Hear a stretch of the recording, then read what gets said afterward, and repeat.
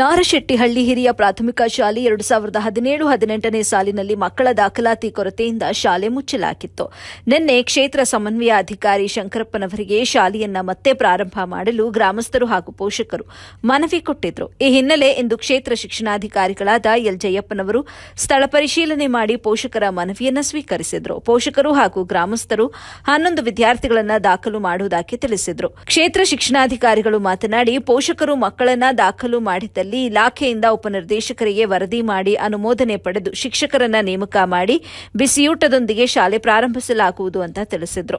ಗ್ರಾಮದ ಮುಖಂಡರಾದ ಚಂದ್ರಪ್ಪನವರು ಕೂಡ ಮಾತನಾಡಿದ್ದು, 90 ವರ್ಷಗಳ ಇತಿಹಾಸ ಇರುವ ಈ ಶಾಲೆಯನ್ನ ಪ್ರಾರಂಭ ಮಾಡಿದ್ರೆ ಗ್ರಾಮಸ್ಥರು ಸಂಪೂರ್ಣ ಸಹಕಾರ ಕೊಡುವುದಾಗಿ ತಿಳಿಸಿದ್ರು.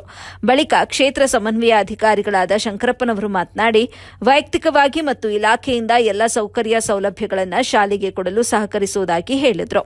ಈ ವೇಳೆ ಸಿಆರ್ಪಿ ಕರಿಸಿದ್ದಪ್ಪ, ಹೊನ್ನೆಬ್ಯಾಗಿ ಶಾಲೆಯ ಮುಖ್ಯ ಶಿಕ್ಷಕರಾದ ಕೃಷ್ಣಮೂರ್ತಿ, ಊರಿನ ಮುಖಂಡರಾದ ಮಂಜಪ್ಪ, ಚಂದ್ರಪ್ಪ, ರಾಜಪ್ಪ, ಪೋಷಕರಾದ ವೀಣಾ, ಆಶಾ, ಸುನಂದಮ್ಮ, ರೇಖಾ, ಲಕ್ಷ್ಮಣ, ತಿಪ್ಪೇಶ, ರಂಗಪ್ಪ, ರವಿಕುಮಾರ್, ಸ್ವಾಮಿ, ಬಿ ರಾಜಪ್ಪ ಸೇರಿದಂತೆ ಹಲವರು ಉಪಸ್ಥಿತರಿದ್ದರು.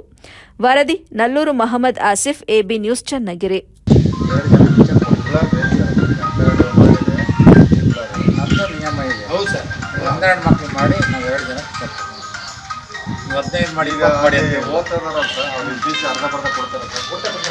ನಾವೆಲ್ಲ ಮಾಡಿಸ್ತೀವಿ. ಅವರೆಲ್ಲ ಸೇರಿಸೋದಕ್ಕೆ ಫಸ್ಟು ಎಷ್ಟು ಜನಕ್ಕೆ ಇದಿದೆ ಅನ್ನೋದನ್ನು ನೀವು ಕೊಡಿ, ಬಿಲ್ಲಿಂಗ್ ಕೊಡಿ.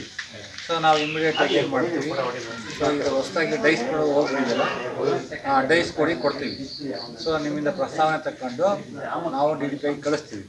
ಡೈಸ್ ಕೊಡಿ, ಹೊಸದಾಗಿ ಓಪನ್ ಮಾಡ್ತೀವಿ, ಹಳೆ ಶಾಲೆನೇ, ಇಲ್ಲಿ ಬಿಲ್ಡಿಂಗ್ ಇದೆ, ಶೌಚಾಲಯ ಇದೆ, ಅಡುಗೆ ಕೋಣೆ ಇದೆ ಅಂತ ಹೇಳ್ಬಿಟ್ಟು ತಾತ್ಕಾಲಿಕವಾಗಿ ಶಿಕ್ಷಕರನ್ನು ನಿಯೋಜನೆ ಮಾಡಿ ಊರಿನವರ ಕೋರಿಕೆ ಅಂತ ಶಾಲೆ ಪ್ರಾರಂಭ ಮಾಡೋದಕ್ಕೆ ನೀವು ಅನುಮತಿ ಕೊಡಬೇಕಂತ ನಾನು ಇವತ್ತು ಕಳಿಸ್ತೀನಿ.